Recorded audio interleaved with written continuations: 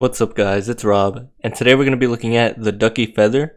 If you don't already know, I add every single mouse I review to my mouse review sheet. Link to that is down in the description, please go check it out. And also, a lot of the people who watch my videos are not subscribed, so if you do end up enjoying the video or liking it, I would really appreciate it if you would subscribe or like the video. It really helps a ton. We are getting closer to 10k subs. So the Ducky feather is $65, and on my scale it comes out to 69 grams. This mouse comes with holes on the side and rubber grips that are already attached to the mouse, which I really don't think are meant to come off. And also, this mouse is left-hand compatible. You can actually switch the functions of mouse 1 and mouse 2 and switch the function of the side buttons. If you are left-handed, this is an incredible option for you. So if you have used the Zowie FK2, the shape of this mouse is pretty much a clone, and it is definitely a great shape. At my hand size, it barely seems like I'm able to palm the mouse, but my main grip style is claw, and it was great for that, and I'm sure this is also really great for fingertip grip. It seems to be very comfortable for both claw and fingertip at my hand size, but like I said, at my hand size, palm barely seems doable. If you have smaller hands, you might be able to palm the mouse, but also I would just be aware that because there are side buttons on the right side, you might have to adjust your grip for it. I didn't find any issues with it, but if you do for some reason put your fingers on the right side here at the top side of the mouse, that could be an issue for you, but I really don't think it's that big of a deal because you could just readjust your grip and move your fingers aside. But yeah, this size and shape of mouse worked really well at my hand size. So yeah, my hand length comes in at 17.5 centimeters long, and the width of my hand is around 9.5 centimeters wide. So the coating of the mouse wasn't all that slippery at all. I do have very sweaty hands, so coating is a really big deal for me. It does seem like the mouse has a glossy piece of coating right here, but you never really feel that because there's a small gap there and you don't really feel it when you're using the mouse. But other than that, this coating feels very similar to something like the Razer Viper Mini. For the week that I used this mouse, I didn't really have any issues with like gamer gunk or anything building up on the mouse. I didn't really have to clean the mouse at the end of the week. I'm sure if you use the mouse more, gamer gunk will eventually build up, but it did not build up as easily as it did for my Razer Viper Mini. I was a tad bit worried with the coating of the mouse because I do have sweaty hands and it does kind of look shiny like if it would be slippery, but like I said, didn't run into any issues.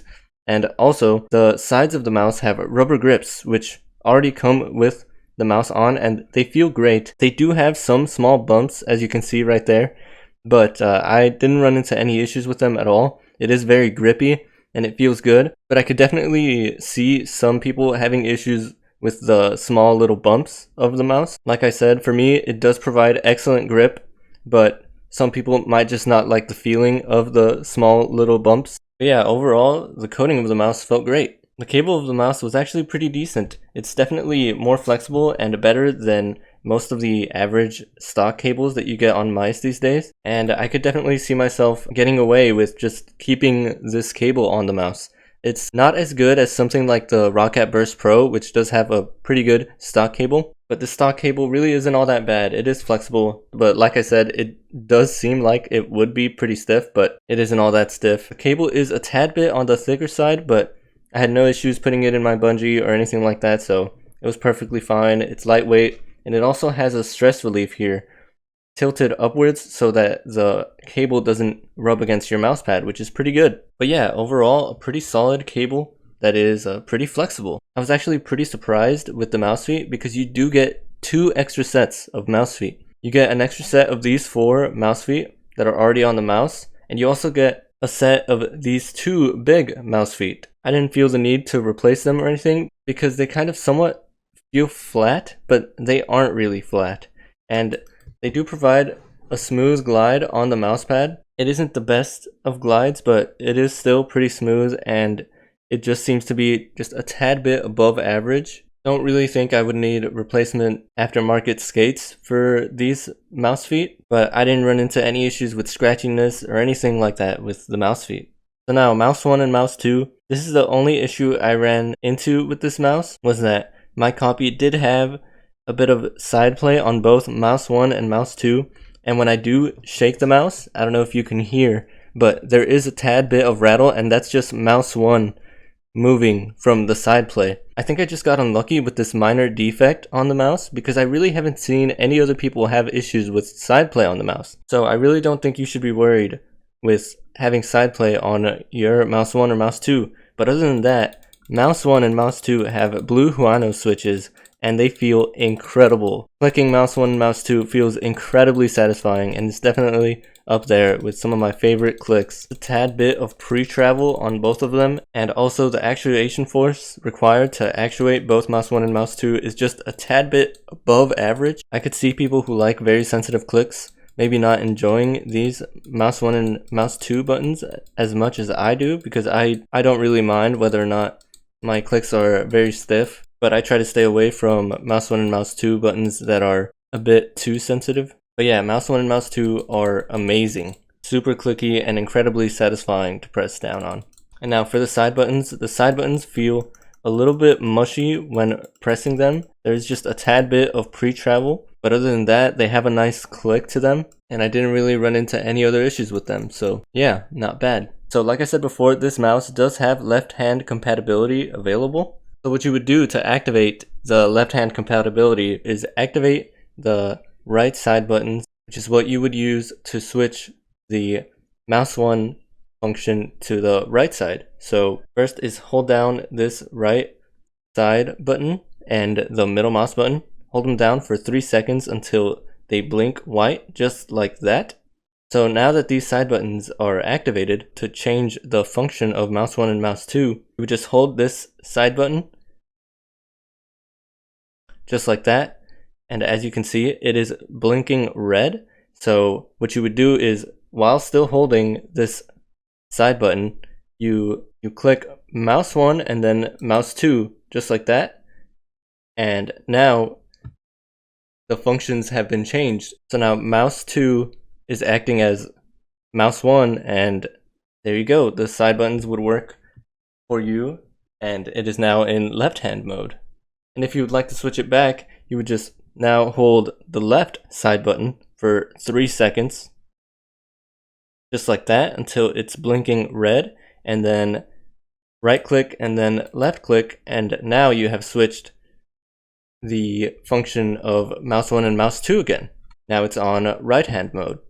So now the scroll wheel feels like it is made out of rubber here, and it has a nice click to it, and scrolling up and scrolling down feels great. Didn't run into any issues with the scroll wheel whatsoever. It is a pretty quiet scroll wheel, and it only gets a tad bit loud when I actively try to make the scroll wheel sounding loud, so that's pretty good. Other than that, it would be pretty quiet. And the force needed to scroll up and scroll down, as well as pressing down a middle mouse button, seemed to be average, so really didn't have any issues with that. A very solid scroll wheel for sure.